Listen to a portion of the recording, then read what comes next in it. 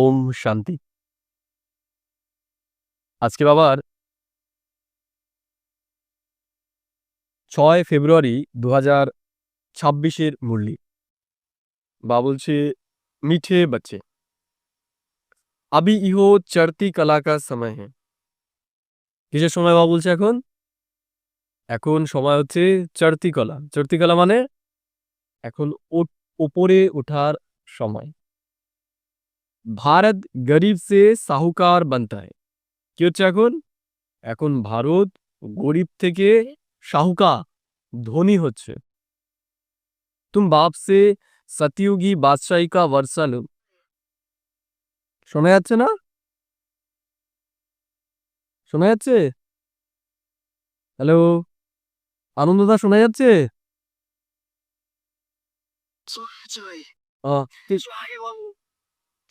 ওই তখন ওই নেটওয়ার্ক ছিল না তো, এখন ঠিক আছে, আমি ইসের কাছে ধরছি। সবাই মিট করে দিন। তা বাবা বলছে, ভারত গরিব সে সাহুকার বানতা হ্যায়। এখন কি হচ্ছে? ভারত এখন গরিব থেকে সাহুকার হচ্ছে, ধনী হচ্ছে। তুম বাপ সে সতयुगी বাদশাহী কা বর্ষা লেলো। কি করতে হবে এখন আমাদের? বাবার কাছ থেকে আমাদের সত্যযুগের বর্ষা এখন নিয়ে নিতে হবে। বোঝা গেল? এই সময় যদি চলে যায়, নিতে পারবো আর নিতে পারবো না। এই সময় যদি নিজে চলে যায়, তাহলে সত্যযুগের বর্ষা নিতে পারবো না। তাহলে আমাদের এখনই সত্যযুগের বর্ষা বাবার কাছ থেকে নিয়ে নিতে হবে। এখনো এখনো সমস্যা?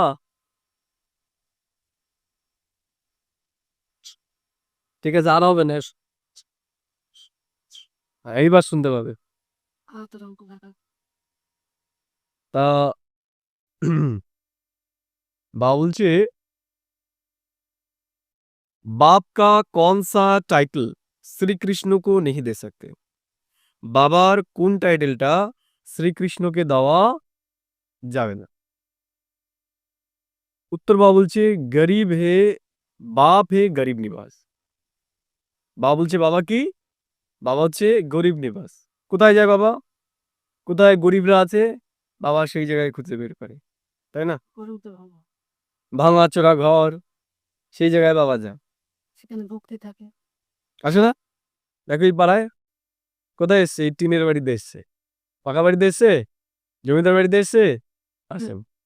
আর শ্রীকৃষ্ণ কোথায় আসবে?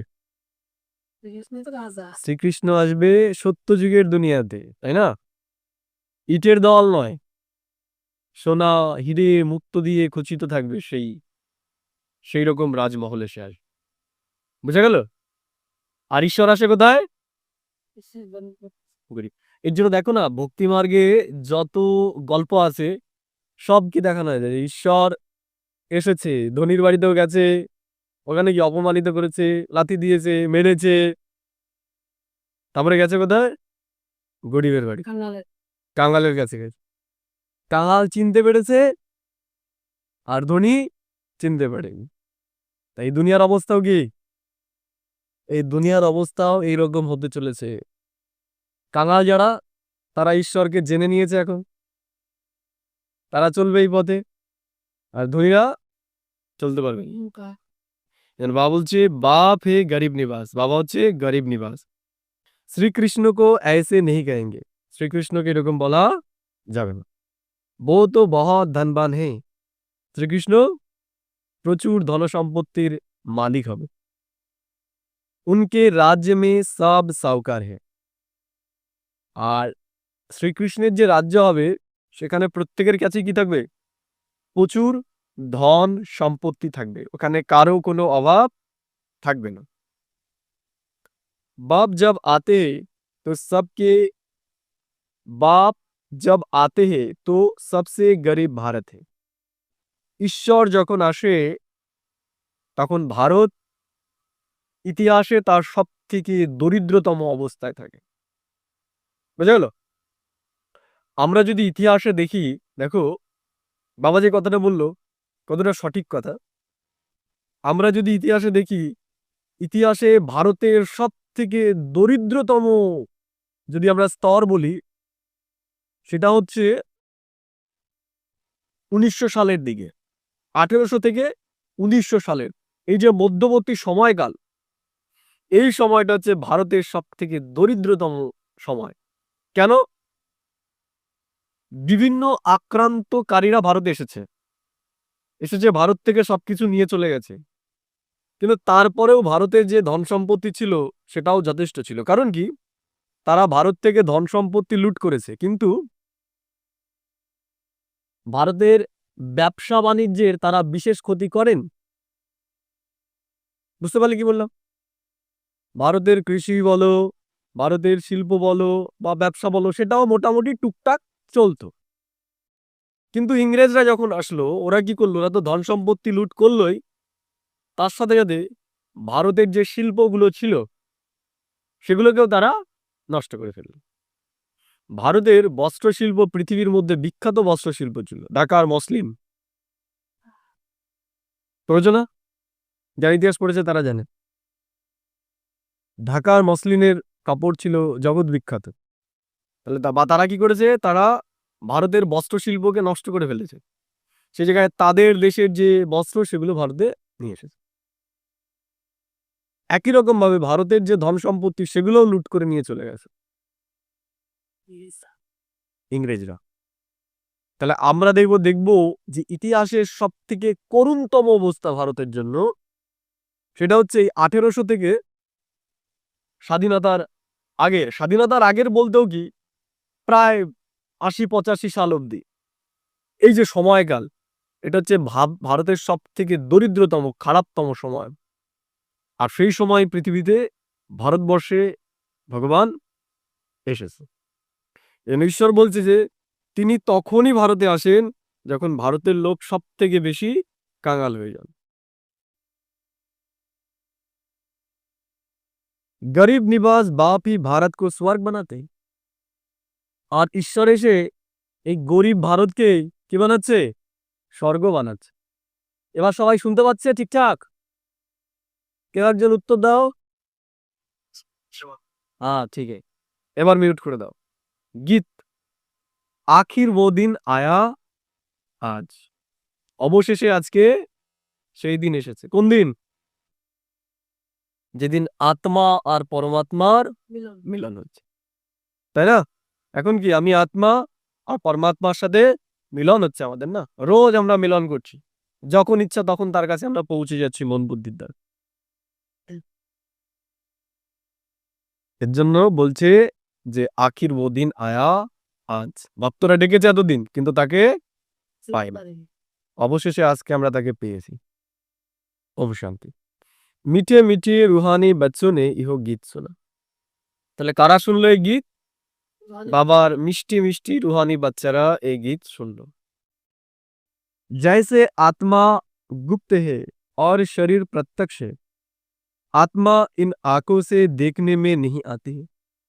কি বললো? যেমন শরীরকে দেখা যায় কিন্তু আত্মাকে দেখা যায় না। আত্মা হচ্ছে গুপ্ত। ঈশ্বর ঈশ্বর ঈশ্বরকে দেখা যায়?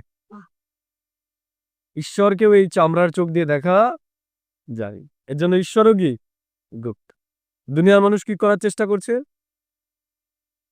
দুনিয়ার মানুষ চামড়ার চোখ দিয়ে তাকে দেখার চেষ্টা করছে। হবে? হবে না।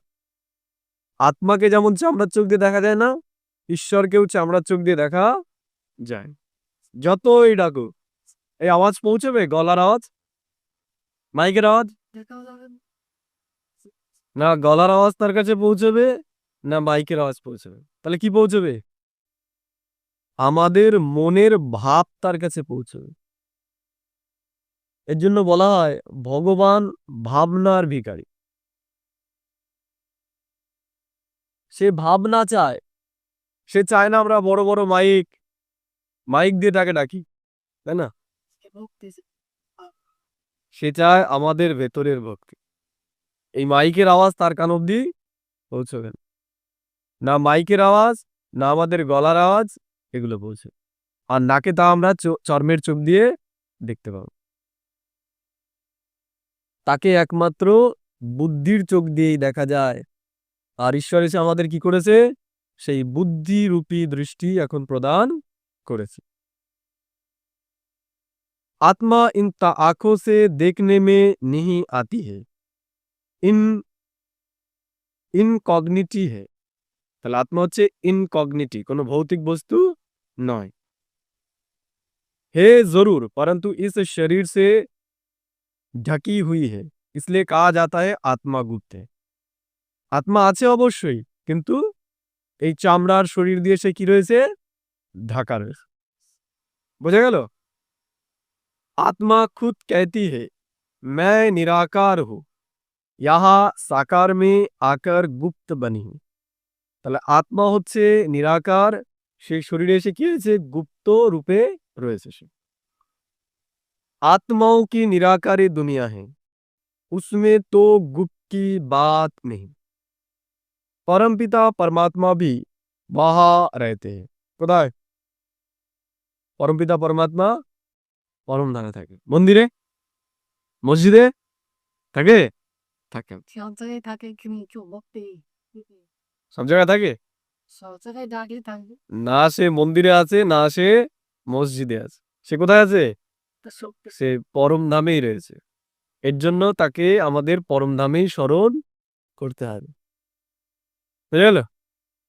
মনে করো এই দেখবে তোমাদের বিভিন্ন জায়গায় হোর্ডিং না থাকে, হোর্ডিং মানে ব্যানার, অমুক ডাক্তার অমুক চিকিৎসা করে, পোস্টার লাগিয়ে পোস্টার মারা থাকে। তো বললে যে ডাক্তার তো সমস্ত জায়গায় যেখানেই যায় দেখি এই ডাক্তারেরই নাম, বলি না? তাহলে নিশ্চয়ই যে জায়গায় পোস্টার টানা রয়েছে সেখানে গেলে পরে এই ডাক্তারকে পেয়ে যাবে, পেয়ে যাবে না? যেখানে পোস্টার টানানো রয়েছে সেখানে গিয়ে বললে আমি ডাক্তার বাবু আমার এই অবস্থা, এবার আমার চিকিৎসা করো, হয়ে যাবে তো? পোস্টার একসাথে বললেই হবে ডাক্তারের সাথে কথা বলতে তাই যেতে হবে কোথায়?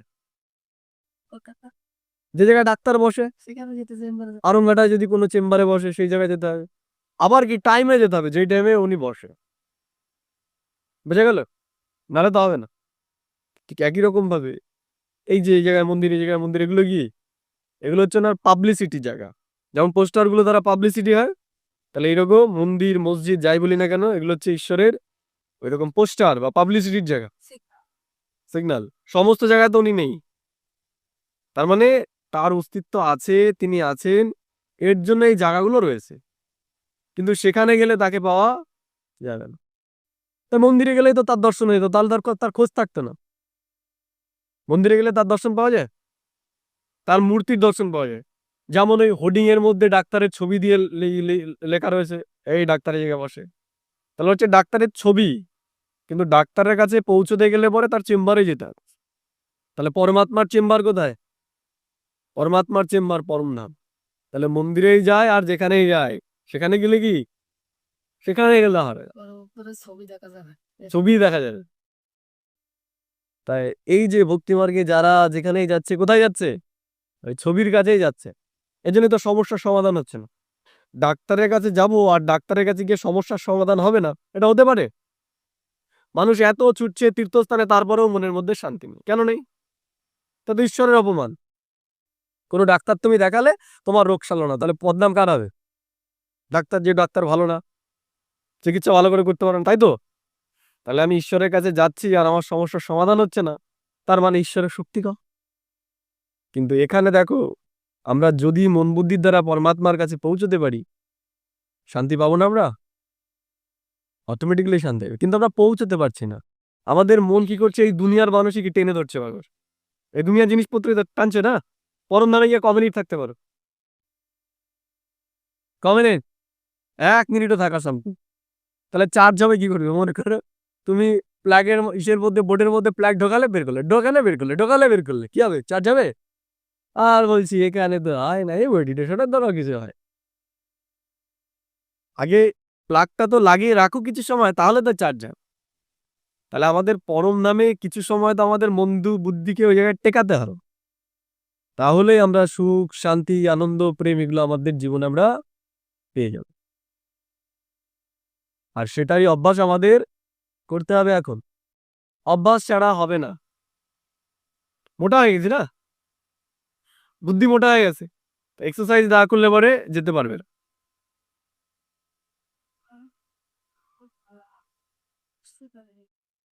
परमपिता परमात्मा भी वहां रहते हैं।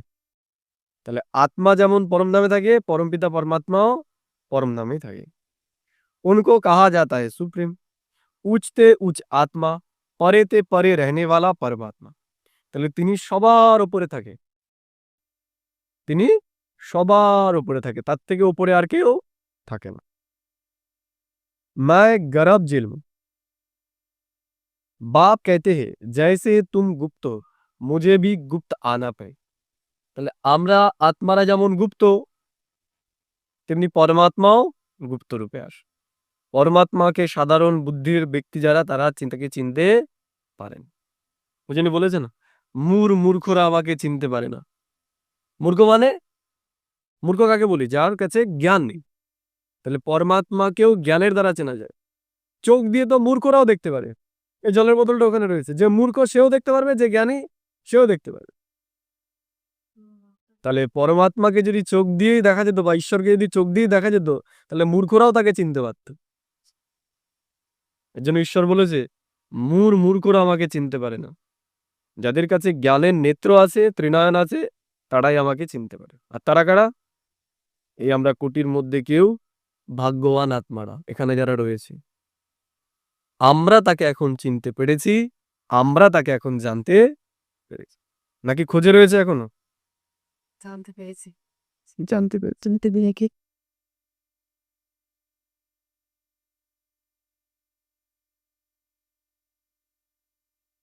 बाप कहते हैं जैसे तुम गुप्त हो मुझे भी गुप्त आना पड़े। তাহলে আমরাও গুপ্ত, বাবাও গুপ্ত রূপে আসে। मैं गर्भ जेल में आता नहीं हूं। তাহলে বাবা গর্ভ জেলে আসেন। বুঝে গেল? मेरा नाम एक ही শিব চলা आता है। তাহলে তার নাম কি? একটাই তার নাম, তার নাম হচ্ছে শিব, পরমাত্মা।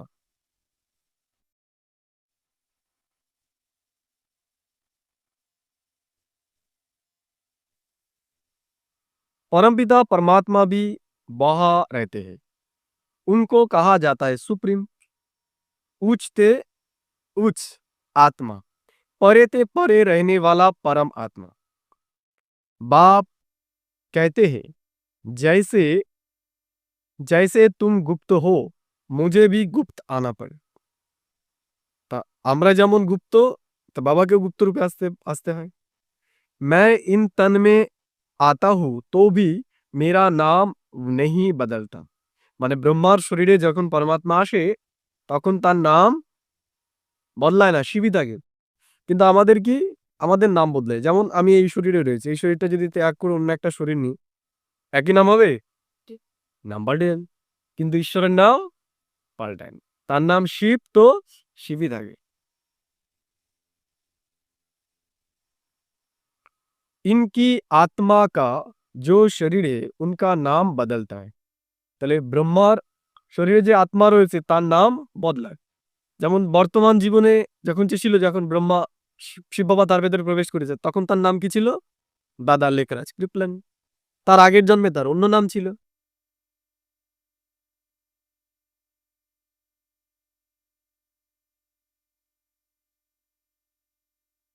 तो बच्चों को यह ज्ञान अभी मिल रहा है कि आत्मा इस शरीर से ढकी हुई है। आत्मा है इनकॉग्निटो, শরীর হে কগনিটো। তাহলে আত্মা হচ্ছে ইনকগনিটো, আর শরীর হচ্ছে কগনিটো, সাকারী শরীর। मैं भी हूँ अशरीरी, बाप इनकॉग्निटो इस शरीर द्वारा শোনাতে हैं। তাহলে বাবা নিরাকার, বাবা কি করছে? ব্রহ্মার শরীর দ্বারা আমাদেরকে শোনাচ্ছে। তুম ভি ইনকগনিটো হো। তাহলে আমরা হচ্ছে কি? निराकारी आत्मा। शरीर द्वारा सुनते हो, तुम जानते हो बाबा आया हुआ है भारत को फिर से गरीब से साहूकार बनाना। তাহলে আমরাই জানি ঈশ্বর এখন এসে গেছে কি করতে? ভারতকে পুনরায় स्वर्ग बनाते। तुम कहेंगे हमारा भारत, हर एक अपने स्टेज के लिए कहेंगे हमारा गुजरात, हमारा রাজস্থান, তাই না? যে যেই রাজ্যে থাকে আমরা বলবো আমরা পশ্চিম বাংলার লোক, তাই না? हमारा हमारा हमारा कहने से उसमें মোহ रहता है। তাহলে যখন আমার আমার বলা হয় তার মধ্যে কি থাকে? আমাদের মোহ থাকে। हमारा भारत गरीब है, यो सभी मानते हैं, परंतु उन्हें यह पता नहीं कि हमारा भारत साहूकार कब था, कैसे था। এখন বলে যে আমাদের ভারত গরিব, কিন্তু আমাদের ভারত কবে ধনী ছিল, সাহুকার ছিল সেটা কেউ জানে না।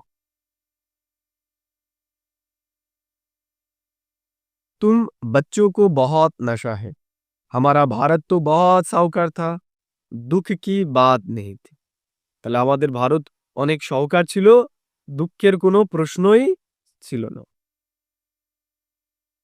सतयुग में दूसरा कोई धर्म नहीं था, সত্য যুগে দ্বিতীয় কোনো ধর্ম ছিল না, একটাই ধর্ম ছিল। কি? আদি সনাতন দেবী দেবতা ধর্ম। एक ही देवी देवता धर्म था, यो किसको पता नहीं है। यो जो वर्ल्ड की हिस्ट्री ज्योग्राफी है, यो कोई नहीं जानते। তাহলে এই দুনিয়ার যে ইতিহাস ভূগোল, এটা দুনিয়ার কেউ জানে না। কারা? আমরা ছাড়া। আমরাই একমাত্র এই দুনিয়ার অ্যাকিউরেট ইতিহাস এবং ভূগোলকে জানি। अभी तुम अच्छी रीति समझते हो, हमारा भारत बहुत साहूकार था, अभी बहुत गरीब है। তাহলে আমাদের ভারত কি ছিল? খুব অনেক সাহুকার ছিল, এখন কি হয়ে গেছে? গরিব হয়ে গেছে। আব ফির বাপ আয়ে হে সাহুকার বানানা।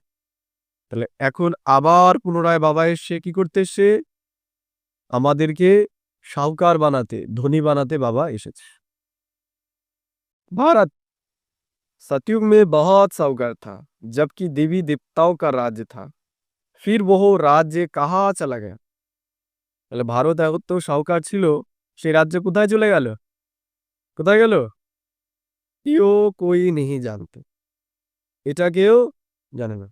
ইংরেজরা তো লাস্টে লুট করেছে, লাস্টে যেটুকু ছিল পড়ে সেটুকু, তার আগে অনেকেই লুট করে নিয়ে চলে গেছে। কারা নেয়নি সেটা বলো? সবাই নিয়েছে।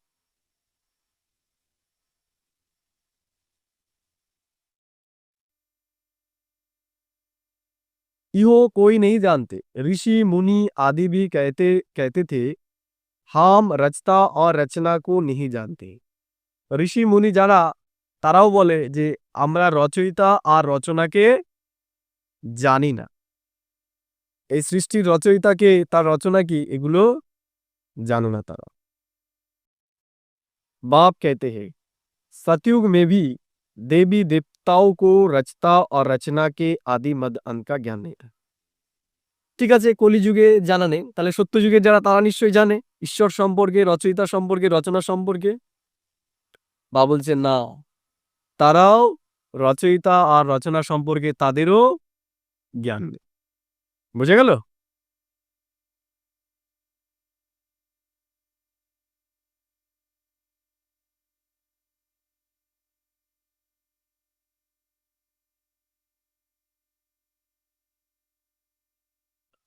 बाप कहते हैं सतयुग में भी देवी देवताओं का को रचता और रचना के आदि मद अंत का ज्ञान नहीं था।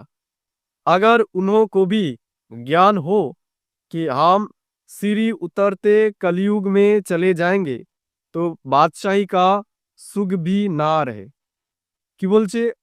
তারা যদি এটা জেনে যেত যে আমরা সত্যযুগে আছি, এখান থেকে আবার আমাদের নামতে হবে, তাহলে তাদের সুখ শান্তি থাকবে? থাকবে? যদি কেউ জানে যে আমি অমুক দিন মারা যাব, চিন্তার মধ্যে থাকবো। থাকবে? যে আমি 2 বছর পর এই ডেটে মারা যাব, তাহলে তার কি নিয়ে চিন্তা চলবে? ওই দিন নিয়েই চলবে তার, তাই না? আর এই কদিন রয়েছে, আর এই কদিন রয়েছে, আমার দিন গুনবে সে। সে তার বর্তমান জীবনকে আনন্দের অনুভব করতে পারবে না। তা বাবা বলছে সত্যযুগের ওরা যদি জেনে যায় যে এরপরে আমার জীবনে দুঃখ শুরু হতে চলেছে, তাহলে ওরা সুখটাকে অনুভব করতে পারবে না। बाप कहते हैं सतयुग में भी देवी देवताओं को रचता और रचना के आदि मदद का ज्ञान नहीं था।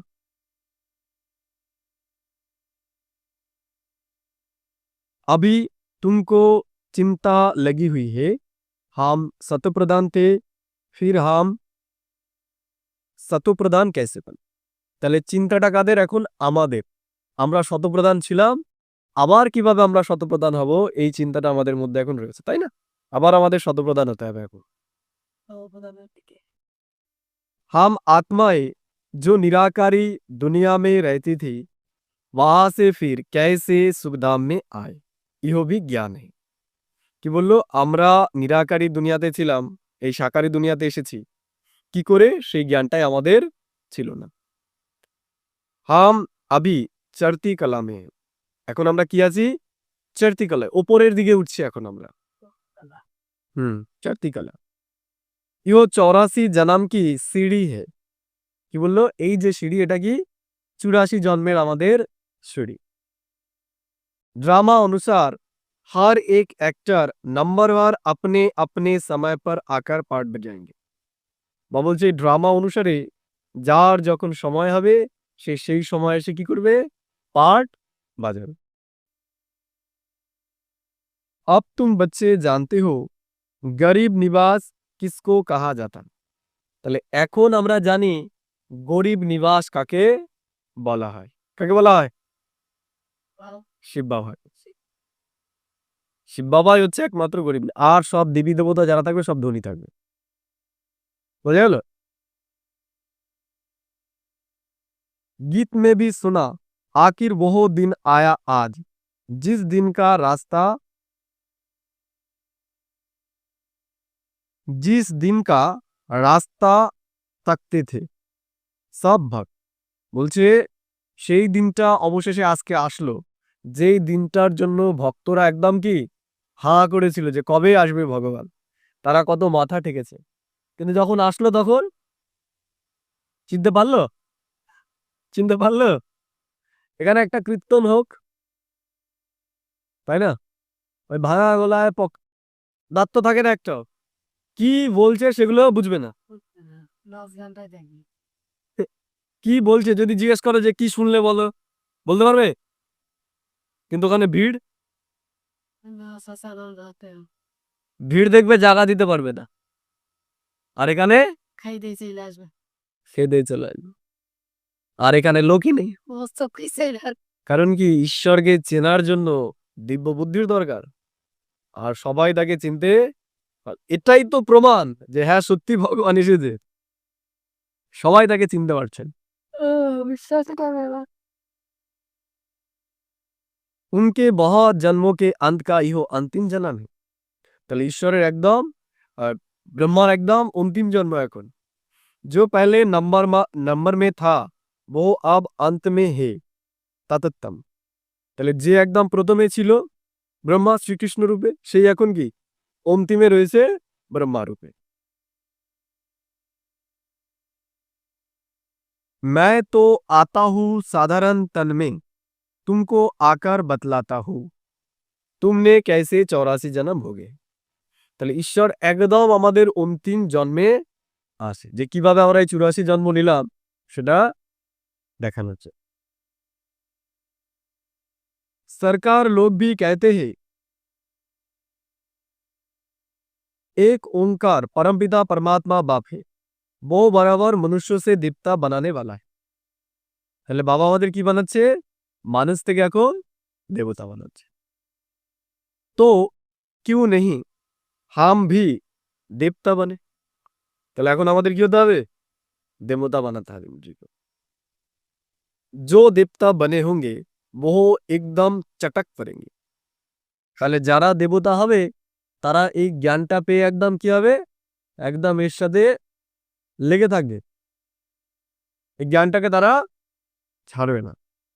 একবার যদি কেউ মানে যদি সে দৈবী পরিবারের হয় সে ছাড়বে না, যাই হয়ে যাক। देवी देवता धर्म का तो एक भी अपने को समझते नहीं। বা বলছে কেউ এখন আর নিজেকে দেবী দেবতা ধর্মের মনে করে না। और धर्म की हिस्ट्री बहुत छोटी है অন্যান্য ধর্মের যে ইতিহাস সেটা কি ছোট্ট कोई की 500 वर्ष की कोई की 1250 वर्ष की কারো ইতিহাস হচ্ছে 500 বছরের আর কারো ইতিহাস হচ্ছে 1250 বছরের तुम्हारी हिस्ट्री है 5000 वर्ष की আমাদের ইতিহাস কত বছরের 5000 বছর যেমন যারা খ্রিস্টান তাদের ইতিহাস কত বছরের তাদের ইতিহাস হচ্ছে 2000 বছরের 2000 বছর আগে তো জিসাস ক্রাইস্ট ছিল না তা তখন খ্রিস্টানরাও ছিল না মুসলিমদের ইতিহাস 2500 বছরের ইব্রাহিম এসে তারপরে মুসলিম ধর্ম যারা শিখ তাদের তাদের 500 বছরের ইতিহাস 1481 খ্রিস্টাব্দে 81 খ্রিস্টাব্দের দিকে আসে গুরু নানক বোঝা গেল কি বললাম এর জন্য বাবা বলছে কারো ইতিহাস 500 বছরের কারো 1250 বছরের আর আমাদের হচ্ছে পুরো 5000 বছরের ইতিহাস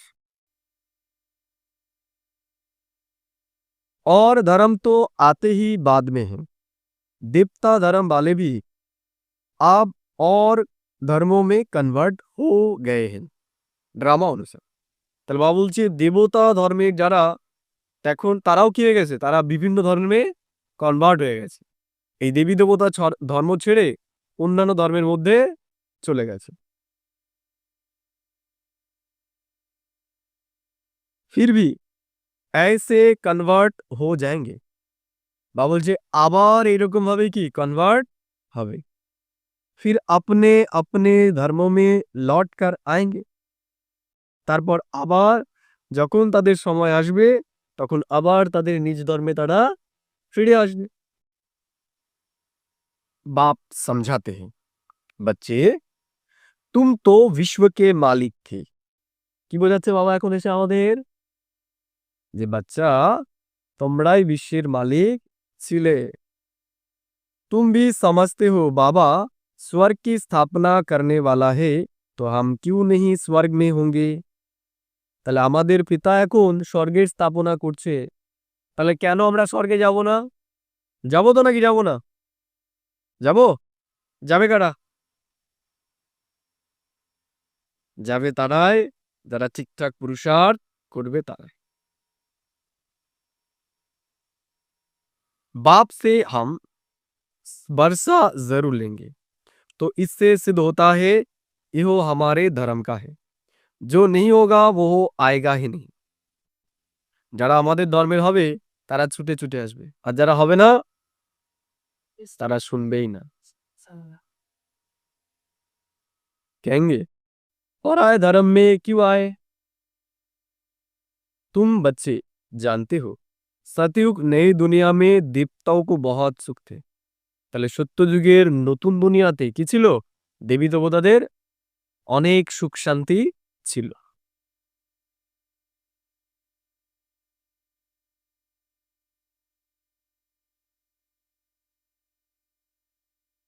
सोने के महल थे सोमनाथ के मंदिर में कितना सोना था তা বাবা সোমনাথের মন্দিরের কথা মনে করিয়ে দিল দেখো সোমনাথের মন্দিরে কত ধন সম্পত্তি ছিল যখন ইসলামিক আক্রমণ হয় 1000 খ্রিস্টাব্দে সুলতান মাহমুদ যখন ভারতে আসে বলা হয় ও 1000টা উট কটা উট 1000টা উট এই 1000টা উটের পিঠে সব সোনা হিরে এই সমস্ত মূল্যবান যত ধাতু আছে সেগুলো সব 1000টা উটে করে একবার নিয়ে গেছে একবারে এরকম 17 বার উনি ভারতকে আক্রমণ করেন ভারত থেকে নিয়ে গেছে ভারত থেকে নিয়ে গেছে তাহলে এরকম 17 বার করে তাহলে কত ধন সম্পত্তি নিয়ে গেছে একটা উটের উপরে নিশ্চয়ই 1 কুইন্টাল মাল ছিল তাহলে 1 কুইন্টাল ওই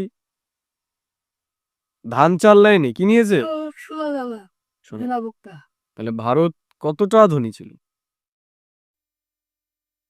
बहुत हीरे होंगे तुम बच्चों को जिस बाप ने इतना ऊंच बनाया है उनकी तुमने कितनी इज्जत रखी বাবা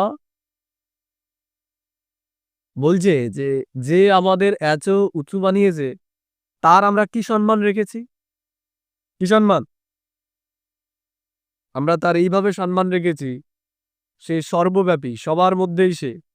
চোরের মধ্যেও সে, ডাকাতের মধ্যেও সে, কুকুরের মধ্যেও সে, বিড়ালের মধ্যেও সে, আমার মধ্যেও সে, তোমার মধ্যেও সে। এটা তাকে সম্মান করা হলো না অসম্মান করা হলো? অসম্মান করা হলো, তাই না? কুকুর শিয়ালে বলে মনে করা বলছে যে সুখেন ভাই, তোমাকে তো এই কুকুরটার মধ্যেও দেখি, এই কুকুরটা থেকে দেখলে তোমার কথা মনে পড়ে, বিড়ালটাকেও দেখলে, এই চোরটাকে দেখলেও তোমার কথাই মনে পড়ে আমার। আমাকে নিশ্চয়ই সম্মানিত করা হবে। তাহলে ঈশ্বরকে আমরা কিভাবে সম্মানিত করেছি? এই চোরের মধ্যেও তুমি, এই কুকুরটার মধ্যেও তুমি, এই মুরগিটার মধ্যেও তুমি। আবার ঈশ্বরকেই তারা কেটে খাচ্ছে, খাচ্ছে না?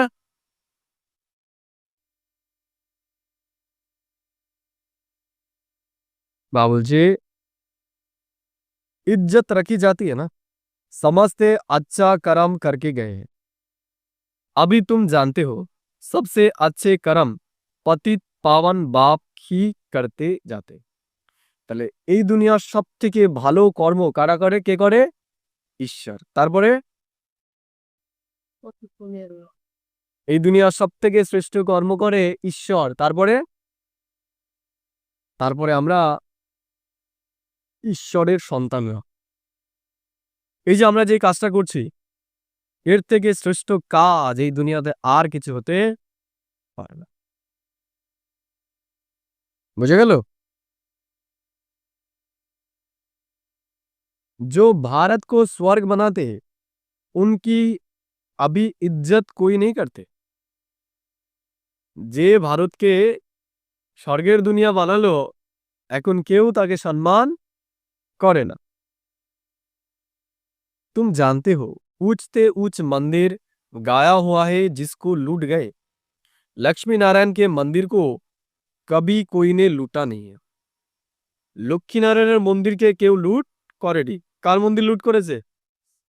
শিবেরই মন্দির। শিবের মন্দিরই लूट করেছে সব। सोमनाथ के मंदिर को लूटा है। भक्ति मार्ग में भी बहुत धनवान होते हैं, राजाओं में भी नंबर होते हैं ना। जो उच्च मर्तबे वाले होते हैं तो ऊंचे मर्तबे वाले उन्हों की इज्जत रहते। তাহলে যারা অনেক ধনবান রাজা হয়, যাদের সাম্রাজ্য অনেক বিস্তৃত, তাদেরকে লোকে সম্মানও বেশি করে। जो उच्च मर्तबे वाले होते हैं तो छोटे मर्तबे वाले उन्हों की इज्जत रखते हैं। दरबार में भी नंबरवार बैठते हैं। বাবা তো অনুভবী है ना। তাহলে ব্রহ্মা বাবা কি অনুভবী? ব্রহ্মা বাবা এগুলো দেখেছে, বিভিন্ন রাজার মহলে তিনি গেছেন, সেখানে ছিলেন। यहाँ की दरबार है पतित राजाओं की, पावन राजाओं की दरबार कैसे होगी? जबकि उन्हों के पास इतना धन है तो उन्हों के घर में भी इतने अच्छे होंगे। अभी तुम जानते हो बाप हमको पढ़ा रहे हैं, स्वर्ग का स्थापना करा रहे हैं। তাহলে আমরা জানি যে বাবা আমাদের কি করছে? এখন স্বর্গের স্থাপনা করছে আমাদের দ্বারা। हम महारानी महाराजा स्वर्ग के बनते हैं, फिर हम गिरते गिरते भक्त बनते हैं। তাহলে আমরা এই মহারাজা মহারানী ছিলাম, নামতে নামতে কোথায় চলে আসলাম? ভক্ত হয়ে গেলাম আমরা।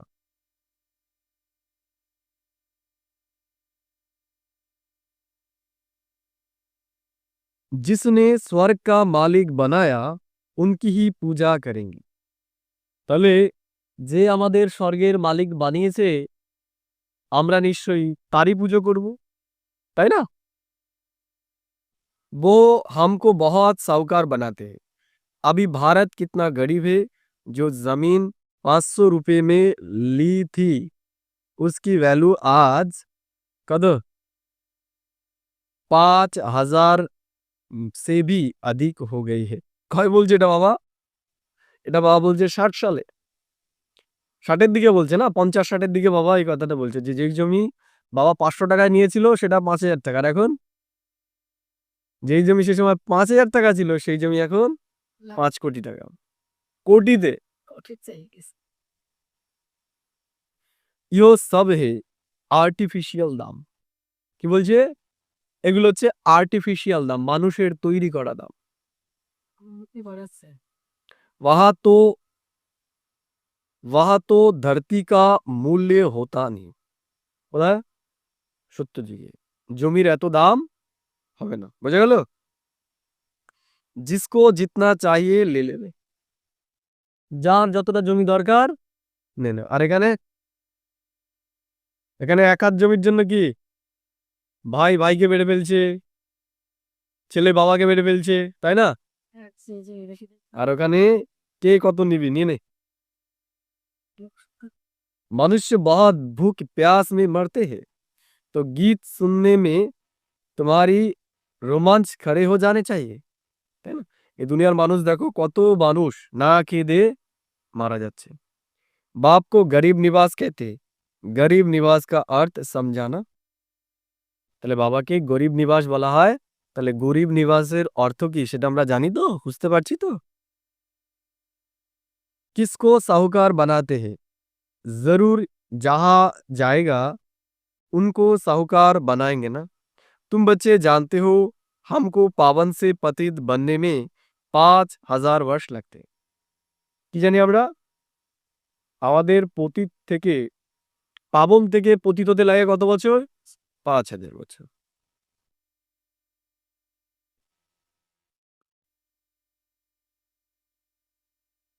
अभी फिर फट से বাবা পতিত से পাবন বানাতে। তাহলে বাবা এখন কি করছে? ফট করে আমাদের পতিত থেকে পাবন বানিয়ে দিচ্ছে।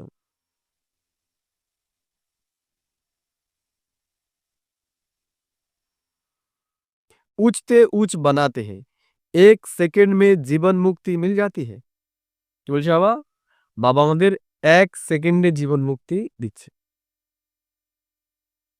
कहते हैं बाबा हम आपका हूँ। बाप कहते बच्चे तुम विश्व का मालिक हो। বাবাকে আমরা বলছি যে বাবা আমি তোমার। বাবা কি বলছে?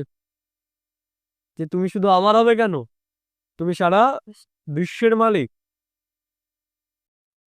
बच्चा पैदा हुआ और बारिश बना, कितनी खुशी होती है। बच्ची को देख चेहरा उतर जाता। यहाँ तो सभी आत्माएं बच्चे हैं। अभी पता पड़ा है कि हम 5,000 वर्ष पहले स्वर्ग के मालिक थे। তাহলে এখন আমরা জানি যে আমরা 5,000 বছর আগে কি ছিলাম? স্বর্গের মালিক ছিল। बाबा ने ऐसा बनाया था। शिव जयंती भी मनाते हैं, परंतु इहो नहीं जानते कि वो कब आया था। তাহলে সামনে শিব জয়ন্তী আসছে, সবাই শিব জয়ন্তী পালন করবে, কিন্তু সে কে, কোথায় আসে, কি করে আসে সেটা কেউ জানে না। লক্ষ্মী নারায়ণ का राज्य था, ইহো भी कोई नहीं जानते। তাহলে সত্য যুগে কি ছিল? লক্ষ্মী নারায়ণের রাজ্য ছিল, এটা কেউ জানে না। जयंती मनाते सिर्फ लिंग के बड़े बड़े मंदिर बनाते हैं, परंतु वो कैसे आया, क्या आकर किया, कुछ भी नहीं जानते। इसको कहा जाता है ब्लाइंड फेथ, अंधश्रद्धा। তাই না? তাহলে তারা শিবরাত্রি পালন করছে, সবকিছু পালন করছে, কিন্তু কিছুই জানে না। এটাকে কি বলা হচ্ছে? অন্ধশ্রদ্ধা, না জেনেই করছে। ভক্তিমার্গে যা করছে সব কি না জেনেই করছে, অন্ধভাবে। 5,000 वर्ष की बात को लाखों वर्ष लिख दिया है। लाखों वर्ष के बाद किसको याद आ सकेगी? 5,000 বছরের কথাই আমরা ভুলে গেছি, তাহলে 1 লাখ লাখ বছরের কথা কি করে আমরা মনে করব? সম্ভব? সম্ভব নয় তো, না? लाखों वर्ष के हिसाब से तो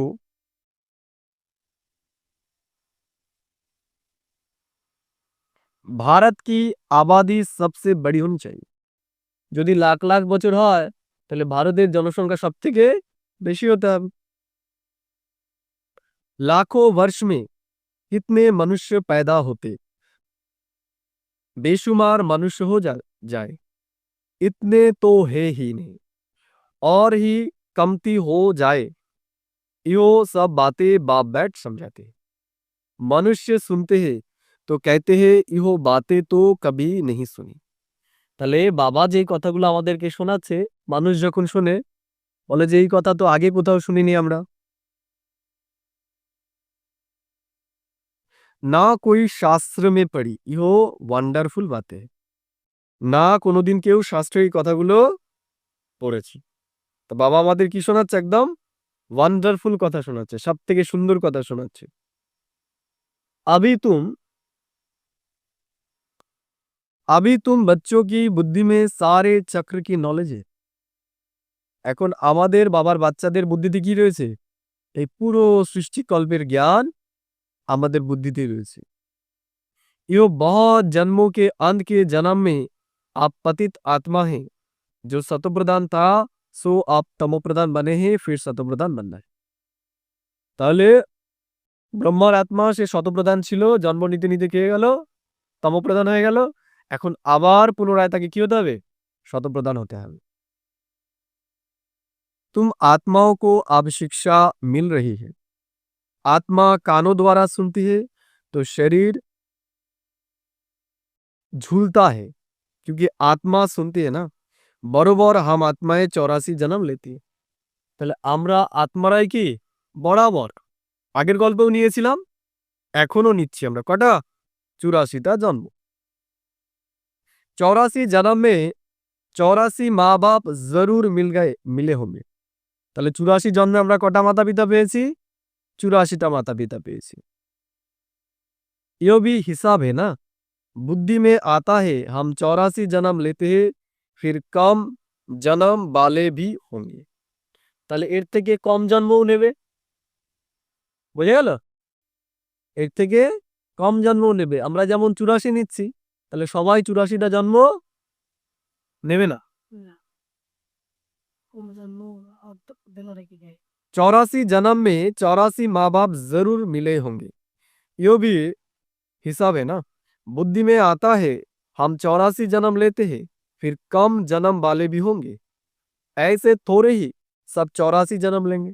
বাবা বলছে এরকম নয়, সবাই 84 জরা জন্ম নেবে। बाप बैठ समझाते हैं, শাস্ত্র में क्या क्या लिख दिया है। তা বাবা এসে আমাদেরকে শোনাচ্ছে, কিন্তু শাস্ত্রে দেখো কি উল্টো পাল্টা লিখে দিয়েছে।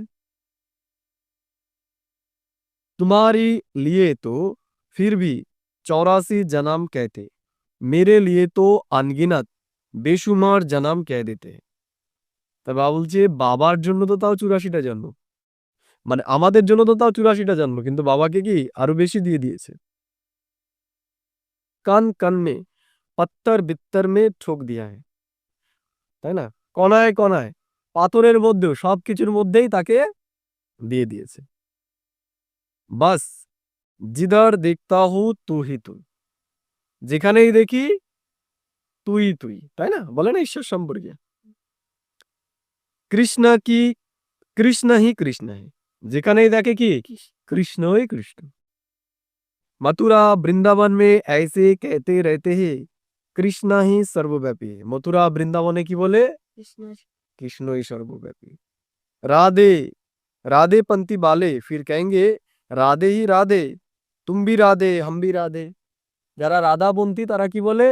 তুমিও রাধা আমিও রাধা, সবাই রাধা।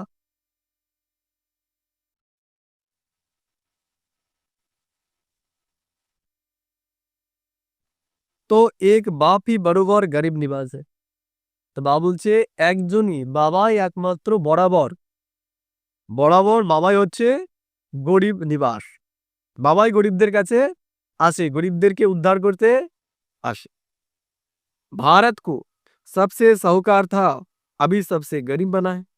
তাহলে ভারতই সব থেকে সাহূকার ছিল, আর ভারতই এখন সব থেকে দরিদ্র হয়ে গেছে। इसलिए मुझे भारत में ही आना पड़े, এহ बना बनाया ड्रामा है। বাবুল যেটা হচ্ছে बना बनाया ड्रामा। इसमें इसमें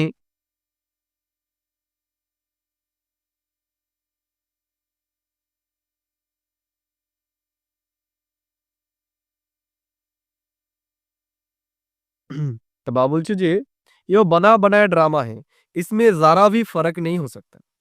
বলছে এখানে বিন্দুমাত্র পার্থক্য হতে পারে না। ড্রামা কো শুট হুয়া ওহ হুবহু রিপিট হোগা। তাহলে ড্রামা যেরকম শুট হয়েছে সেরকম হুবহু রিপিট হবে, একটু এইদিক ওইদিক হবে। বোঝা গেল?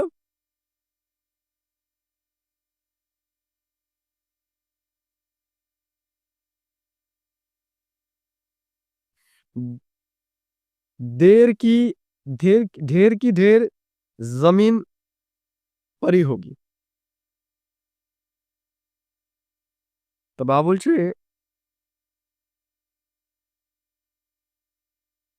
ड्रामा जो शूट हुआ वो হুবহু रिपीट होगा, इसमें পাই का भी फर्क नहीं हो सकता। বাবা বলছে এক পায়েরও পার্থক্য হবে না, যেরকম হয়েছিল সেই রকমই হবে। ड्रामा का भी पता होना चाहिए। ड्रामा माना ड्रामा, वो होते हैं हाथ के ड्रामा, यो है बेहाত के ड्रामा। ড্রামা মানে ড্রামায়, বা বলছে একটা হচ্ছে হদের ড্রামা আর একটা হচ্ছে বেহাদের ড্রামা। इस बेहद के ड्रामा में आदि मध्य अंत को कोई नहीं जानते। এই বেহাদের ড্রামাতে কেউ আদি মধ্য অন্তকে জানে না। तो गरीब निवास निराकार भगवान को ही मानेंगे, श्री कृष्ण को नहीं मानेंगे। বা বলছে শ্রীকৃষ্ণকে গরিব নিবাস বলা যাবে না। श्री कृष्ण तो धनवान सतयुग का प्रिंस बनते हैं, भगवान को तो अपना शरीर है नहीं। তাহলে ভগবানের নিজস্ব শরীর আছে? নেই। वो आकर तुम बच्चों को धनवान बनाते हैं। কে? পরমাত্মা। পরমাত্মা এসে আমাদের কি বানাচ্ছে? ধনবান বানাচ্ছে এখন, তাই না?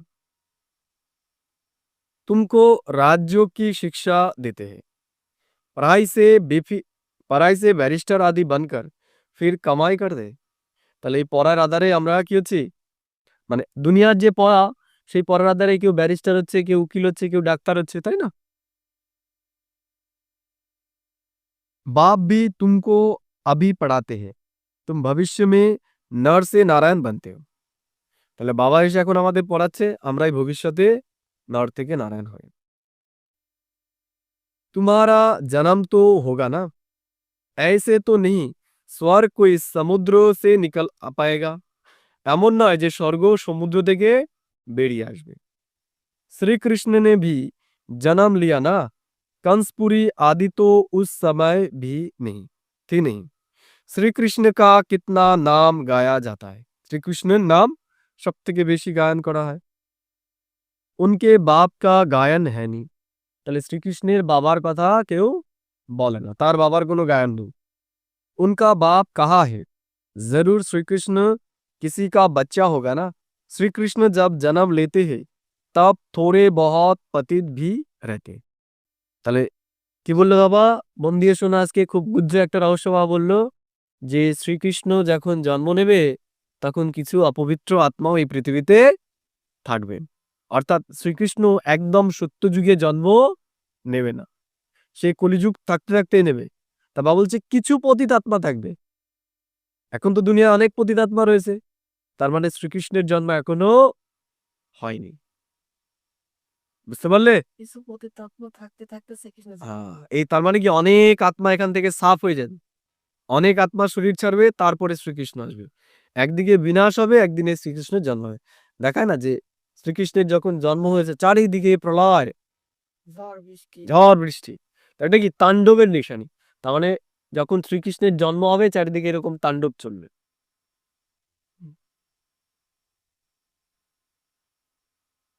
जब वो बिल्कुल खत्म हो जाते हैं तब वो गद्दी पर बैठते हैं। তাহলে যখন এই পুরনো দুনিয়া থেকে সমস্ত ভিখারি মানুষ শেষ হয়ে যাবে তখন শ্রী শ্রীকৃষ্ণ তার গদিতে বসবে। বুঝতে পারলে? তাহলে বিনাশের যে সময়কাল সেটা চলবে কিছু সময় ধরে।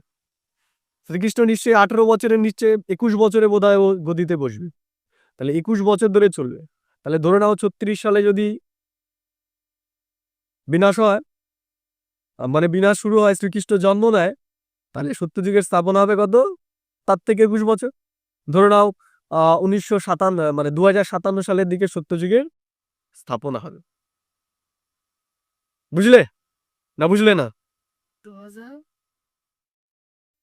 সত্যযুগের স্থাপনা হতে হতে 2057। আর শ্রীকৃষ্ণের জন্ম হবে মোটামুটি 2036 সালের দিকে। আর তার আগে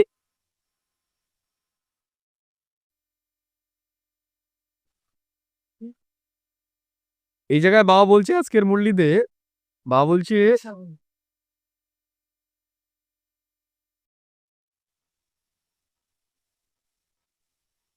बाबू जी श्री कृष्ण जब जन्म लेते हैं तब थोड़े बहुत पतित भी रहते।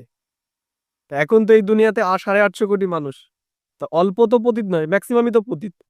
তাহলে এখনো শ্রীকৃষ্ণ জন্ম নেয়নি। তো জন্ম নেবে কখন? যখন ধরো ম্যাক্সিমাম আত্মা এই শরীর ছেড়ে দেবে, 100 কোটি আত্মা হয়তো থাকবে, তখন তখন শ্রীকৃষ্ণ জন্ম নেবে। আর যখন সে রাজগদ্দিতে বসবে তখন আর একটাও পতিত আত্মা এই পৃথিবীতে থাকবে না। তাহলে শ্রীকৃষ্ণ কমপক্ষে তার 18 বছর বা 21 বছর যখন বয়স হবে, যেটুকু আমি শুনেছিলাম 21 বছর বয়সে সে গদ্দিতে বসে। বুঝতে পারলে? আবার যখন মুরলিতে কোনো না কোনো সময় আবার সেই কথাটা উল্লেখ করবে। আজকে যেমন উল্লেখ করলো যে আমরা যেটা ভাবি যে 36 সালে স্বর্গের স্থাপনা হয়ে যাবে, না, 36 সালের পরে শ্রীকৃষ্ণ জন্ম নেবে, 36 সাল বা তারপরে। আর তার আগেই দুনিয়ার অর্ধেকের বেশি মানুষ খতম হয়ে যাবে, শেষ। সেই যাবে অতীত আত্মা থাকবে না। অতীত আত্মা চলে যাবে, কিছু আত্মা থাকবে। তারা কি করবে? তারা নতুন দুনিয়া স্থাপনার কাজ করবে, যেমন বড় বড় বিজ্ঞানী যারা রয়েছে, সায়েন্টিস্ট যারা রয়েছে তারা। বুঝতে পারলে? এবার তারাও যখন শরীর ছেড়ে দেবে তখন সত্যযুগের স্থাপনা হবে। বুঝে গেল? বা বলছে अपना राज्य जब वो बिल्कुल खत्म हो जाते हैं तब वो गद्दी पर बैठते हैं। अपना राज्य ले लेते हैं तब से ही उनका संबत शुरू होता है। তাহলে কি করবে? এই দুনিয়ার রাজ্য তখন সমস্ত দেশ কি শ্রীকৃষ্ণকে তার রাজ্য ফিরিয়ে দেবে, বলবে আমরা আর পারছি না, এবার তুমি সামলাও। লক্ষ্মী নারায়ণ সে হি সম্বত শুরু হতা है। তাহলে সত্যযুগ শুরু হবে কবে থেকে? লক্ষ্মী নারায়ণ যবে থেকে গদ্দিতে বসবে তখন থেকে। বুঝতে পারলে? তার মানে সত্যযুগে শুরু হতে হতে ধরে নাও 2057। তার আগে সত্যযুগ শুরু হচ্ছে না। তার আগে কি চলবে? বিনাশ লীলা চলবে। এখন যেমন আস্তে আস্তে আস্তে আস্তে বিনাশের দিকে, মূর্তি মূর্তি মূর্তি মূর্তি শেষ হবে তারপর এসব পরম ধামে যাই। কয়েক বছরের মধ্যে এই সামনে প্রত্যেকটা বাড়িতে বাড়িতে ক্যান্সারের রোগী থাকবে। এখনো হয়ে গেছে প্রত্যেকটা বাড়িতে একটা করে থাকবে মিনিমাম ক্যান্সারের রোগী। একটা ভাবিস বুঝতে পারলে? ঝাঁকে ঝাঁকে সব জাল। 5000 वर्ष का पूरा हिसाब है। तुम बच्चों की बुद्धि में आता है ना, हम कल स्वर्ग का मालिक थे। আমরা কালকে কি ছিলাম? কি ছিলাম? স্বর্গের মালিক ছিলাম। बाप ने बनाया था तब तो उनकी हम शिव जयंती मना रहे। তাহলে আমরা ঈশ্বরের এখন কি শিব জয়ন্তী পালন করছি। तुम सबको जानते हो क्राइस्ट গুরু নানক আদি ফির কব আয়েঙ্গে। তাহলে আমরা এখন জানি যে জিসাস ক্রাইস্ট, তারপরে গুরু নানক, এরা কবে আসবে।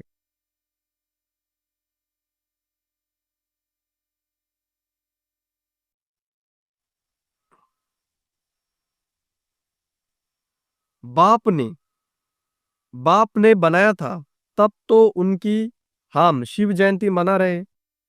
तुम सबको जानते हो। তাহলে আমরা সবাইকে জানি এখন। क्राइस्ट गुरु नानक आदि फिर कब आएंगे यो तुमको नॉलेज है। क्राइस्ट गुरु नानक কবে আসবে সেটা এখন আমরা জানি। वर्ल्ड की हिस्ट्री जियोग्राफी হুবহু রিপিট होती है। এই ইতিহাসের ইতিহাস ভূগোল পুনরায় কি হচ্ছে? রিপিট হচ্ছে এখন। ইও পড়াই কিতনি সহজ है। বাবা যে পড়া আমাদের পড়াচ্ছে কি এটা সহজ না কঠিন? সহজ, সহজ পড়া। वर्ल्ड की हिस्ट्री जियोग्राफी হুবহু রিপিट होती है। ইও পড়াই কিতনি সহজ है। तुम स्वर्ग को जानते हो বরাবর ভারত স্বর্গ था। তাহলে আমরা স্বর্গকে জানি যে বরাবর ভারতেই কি ছিল? স্বর্গ ছিল। भारत अविनाशी खंड है, भारत जैसी महिमा और कोई की हो नहीं सकती। তাহলে ভারত হচ্ছে অবিনাশী খণ্ড, ভারতের মতো মহিমা আর কারো হতে পারে না। सबको पतित से पावन बनाने वाला एक ही बाप है। তাহলে সবাইকে পতিত থেকে পাবন যে বানাবে সে একজনই পরমাত্মা পিতা। अच्छा, मीठे मीठे सिकिलदे बच्चों प्रति माता पिता बाप दादा का याद प्यार और गुड मॉर्निंग। रूहानी बाप की रूहानी बच्चों को नमस्ते। हम रूहानी बच्चों की रूहानी माता पिता बाप दादा को पदमुना याद प्यार गुड मॉर्निंग और नमस्ते। धारणार जन्य मुख्य सार 1 नंबर বলছে ड्रामा के आदि मध्य अंत का ज्ञान बुद्धि में रखते हुए सब चिंताएं छोड़ देनी। বা বলছে এই ড্রামার আদি মধ্য অন্তের জ্ঞান আমাদের বুদ্ধিতে রাখতে হবে না, আর আমাদের যত চিন্তা আছে সব চিন্তাকে ছেড়ে দিতে হবে, আমরা যেন চিন্তা না করি। এক শতপ্রধান बनने की চিন্তা রাখবে, একটাই চিন্তা আমাদের রাখতে হবে কি শতপ্রধান হওয়া, যে আমাকে শতপ্রধান হতে হবে। 2 নম্বর বাবা বলছে गरीब निवास बाबा भारत को गरीब से साहूकार बनाने आया है। তাহলে বাবা হচ্ছে গরিব নিবাস, তাহলে বাবা আমাদের গরিব থেকে এখন কি বানাতে এসেছে সাহুকার রাজা বানাতে এসেছে। উনকা পুরা পুরা মদদগার बनना है। তাহলে এখন কি করতে হবে আমাদের বাবার পুরোপুরি সহযোগী হতে হবে, কি দিয়ে তান মান ধান সম্বন্ধ সম্পর্ক সব কিছু আমাদের বাবার কাজে এখন লাগাতে হবে, বাবার সেবায়। বুঝা গেল? আমাদের যার কাছে যা আছে, কারো কাছে 1 টাকা থাকলে 1 টাকা, 10 টাকা থাকলে 10 টাকা, 100 টাকা থাকলে 100 টাকা, 1000 টাকা থাকলে 1000 টাকা, লাখ টাকা থাকলে লাখ টাকা, যার যেরকম আছে তাকে সেরকম দিয়ে সেবা করতে হবে।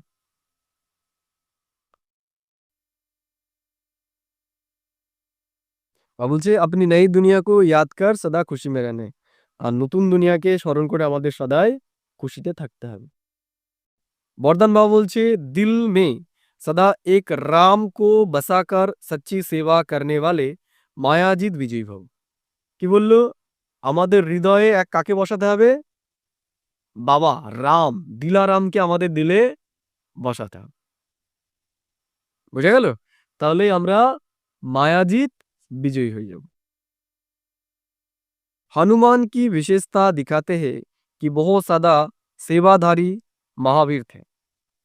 তা বাবা বলছে হনুমানকে দেখানো হয় কি সে কি সে হচ্ছে সেবাধারী আর কি महावीर, इसलिए खुद नहीं जला लेकिन पूछ द्वारा लंका जला दी। হনুমান নিজে জ্বলেনি কিন্তু কি করেছে লেজ দিয়ে লেজের আগুন দিয়ে লঙ্কাকে জ্বালিয়ে দিয়েছে। तो यहाँ भी जो सदा सेवादारी है वही माया के अधिकार को खत्म कर सकते हैं। এখানেও যে সেবাদারি হবে সেই মায়াকে শেষ করতে পারবে এই দুনিয়া থেকে। जो सेवादारी नहीं वो माया के राज्य को जला नहीं सकते। যে সেবাদারি না হবে সে মায়ার রাজ্যকে জ্বালাতে পারবে না। हनुमान के दिल में सदा एक राम बसता था तो बाप के सिवाय और कोई दिल में ना हो। তাই বাবা বলছে হনুমানের দিলে এক রাম ছিল, তেমনি আমাদের দিলেও যেন এক বাবা ছাড়া আর কেউ না থাকে। अपने देह की स्मृति भी ना हो तब मायाजीत विजय बनेंगे। আমাদের দেহের স্মৃতিও যেন আমাদের না থাকে তখনই আমাদের বলা হবে মায়াজিত বিজয়। বোঝা গেল? स्लोगन बाबा बोलছে जैसे आत्मा और शरीर कंबाइंड है ऐसे आप बाप के साथ कंबाइंड रहो। যেমন শরীর আর আত্মা কম্বাইন্ড একে অন্যের সাথে যুক্ত, তেমনি আমাদেরও এক বাবার সাথে কি হতে হবে যুক্ত হতে হবে। ये अवैध इशारे एकता और विश्वास की विशेषता द्वारा सफलता संपन्न बनो। তাহলে এই যে এই বিশেষ মাসের বাবা আমাদের ইশারা দিচ্ছে অব্যক্ত ইশারা, সেটা হচ্ছে একতার জন্য। কি বলছে বাবা संगठन में हर एक की विशेषता को देखना, विशेषता ही ग्रहण करना और कमजोरियों को मिटाने का प्रयत्न करना। কি বললো এখন কি করতে হবে সংগঠনের মধ্যে আমাদের একে অন্যের বিশেষতাকে দেখতে হবে, একে অন্যের বিশেষতাকে গ্রহণ করতে হবে আর কমজোরিকে মেটাতে হবে। কমজোরি যেন আমরা এখন না দেখি না ধারণ করি।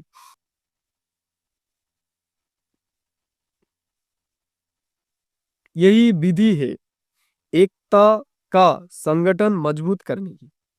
এটাই একমাত্র বিধি আমাদের সংগঠনকে মজবুত করার। কি? যে একে অন্যের বিশেষতা আমাদের দেখতে হবে। जैसे आप सबका उठना बोलना चलना एक जैसा है या सबकी एक जैसी बातें एक ही गति एक ही रीति एक ही নীতি है ऐसे ही संस्कार भी समान दिखाई दे। তাহলে এই যে আমরা যে জ্ঞান নিয়ে আলোচনা করছি এগুলো কি সবারই আমাদের এক? তাহলে আমাদের সমস্ত কিছু এখন এক করতে হবে। भिन्नता होते भी एक दो में विश्वास रख सबके विचारों को संस्कार सत्कार दो यही एकता का आधार है। তারপর বলছে আমাদের এক একজনের স্বভাব সংস্কার আলাদা আলাদা, কিন্তু তার মধ্যে আমাদের কি করতে হবে? একতাকে নিয়ে আসতে হবে, সবাইকে গ্রহণ করতে হবে, তাহলে আমাদের মধ্যে একতা আসবে। ঠিক আছে? ওম শান্তি। তাহলে কিছু সময় এখন বাবা আমাদের যা বললো আমরা সেটা নিয়ে চিন্তা করব। ওম শান্তি। নিজেকে স্থিত করি আমাদের স্বস্থিতির আসনে।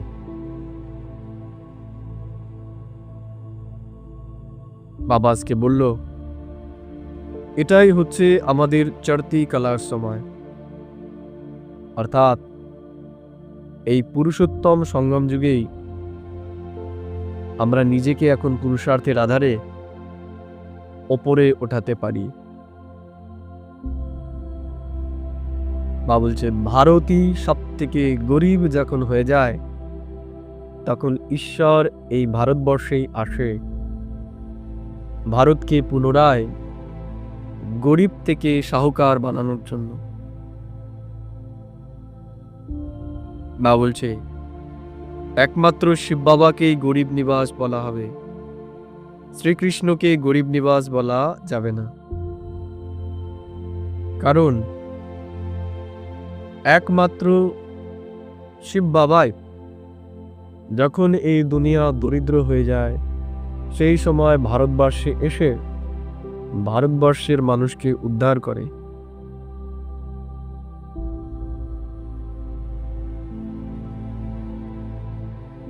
বাবা আজকে বললেন এই ভারতই সব থেকে গরিব হয়, আবার এই ভারতই সব থেকে ধনী হয়ে যায়। বাবা বলছেন বাবা এখন এই দুনিয়ার আদি মধ্য অন্তের জ্ঞান আমাদেরকে দিচ্ছেন। একমাত্র আমাদের ব্রাহ্মণদের কাছেই এই সৃষ্টির আদি মধ্য অন্তের ইতিহাস এবং ভূগোলের জ্ঞান আছে, তাছাড়া এই দুনিয়ার আর কারো কাছে এই জ্ঞান নেই। সত্যযুগের দেবী দেবতাদের কাছেও এই শ্রেষ্ঠ জ্ঞান থাকবে না। বাবা আরো বললেন যে শ্রীকৃষ্ণের জন্ম কলিযুগেই হবে, যখন এই দুনিয়াতে অল্প সংখ্যক অপবিত্র আত্মা থাকবে। সত্যযুগের শুরুয়াত লক্ষ্মী নারায়ণের সিংহাসন লাভের মাধ্যমেই হবে। তখন আর একটা আত্মাও অপবিত্র আত্মাই পৃথিবীতে থাকবে না। বাবা আজকে বললেন ড্রামার আদি মধ্যের জ্ঞান আমাদের বুদ্ধিতে রাখতে হবে, তার আধারে আমাদের সমস্ত চিন্তা থেকে নিজেকে মুক্ত করতে হবে এবং নিজেকে শতপ্রধান বানাতে হবে। বাবা বলল বাবা গরিব নিবাস এই ভারতেই আসে ভারতের মানুষকে সাহুকার বানানোর জন্য। বরদান বাবা বলল আমাদের হৃদয়ে এক বাবা রাম তাকেই বসাতে হবে, তাহলেই আমরা মায়াজিৎ বিজয়ী হতে পারব। বাবা উদাহরণ দিলেন যেমন হনুমানের হৃদয়ে রামই ছিলেন, তেমনি আমাদের হৃদয়েও যেন এক শিব বাবাই থাকে। স্লোগান বাবা বলছেন যেরকম আত্মা আর শরীর কম্বাইন্ড, তেমনি বাবা আর আমাদের এখন কম্বাইন্ড রূপে থাকতে হবে। আজকে বাবা অব্যক্ত ইশারাতে বলল, আমরা যদি সংগঠনকে মজবুত বানাতে চাই তাহলে সদাই আমাদের একে অন্যের বিশেষতাকে দেখতে হবে এবং বিশেষতাকে নিয়েই বর্ণন করতে হবে। তাহলেই আমাদের সংগঠন মজবুত এবং একরস থাকবে। আজ আমি সারাদিন এগুলো নিয়েই চিন্তা করব এবং বারবার মনে রাখব যে ড্রামা অনাদি, যেটা আগে হয়েছিল সেটাই হচ্ছে এবং সেটাই আবার পুনরায় হবে। ওম শান্তি, ওম শান্তি, ওম শান্তি।